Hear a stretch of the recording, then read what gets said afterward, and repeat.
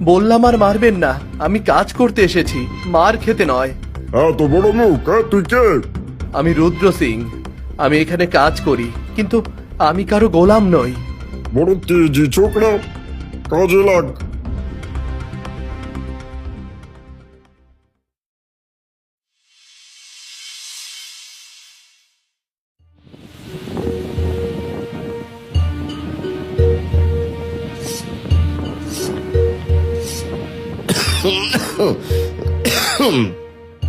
বাবা রুদ্র, আর কত রাত জাগবি?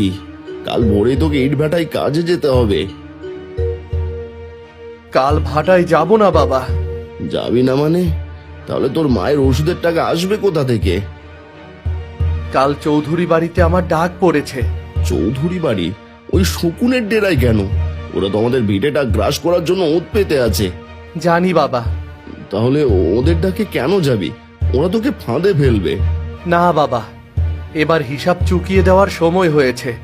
বহুদিন মাথা নিচু করে চলেছি, আর না, এবার থেকে মাথা উঁচু করে চলবো।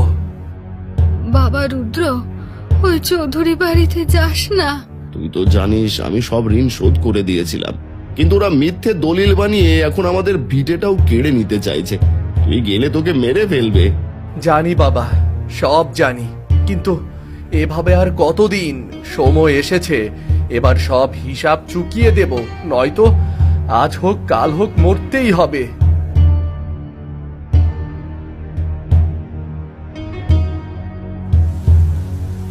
রুদ্র, একটা কথা মনে রাখিস, আমরা রাজপুত। আমাদের পূর্বপুরুষরা মেবারের যুদ্ধে লড়েছে, ভিক্ষা করিনি কোনোদিন। এই রক্ত আমার শিরাতেও আছে বাবা, চিন্তা করো না, এবার ঘুমিয়ে পড়ো।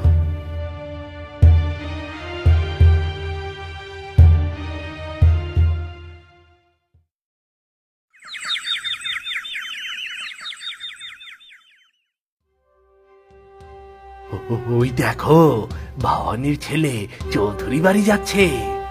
বেচারা, শেষ বইতে বেচতেই হবে। অভাবের কাছে কে যেতে পারে? ওর বাপ তো বলে বেড়ায় ওরা নাকি রাজবংশের। রাজবংশ ভিক্ষার ঝুলি নিয়ে ঘুরছে আর রাজা সাজছে।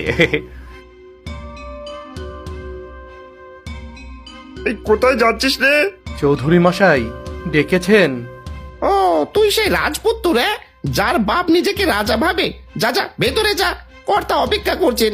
আজ তোর ভিটের দলিলে টিপচাপ পড়বে।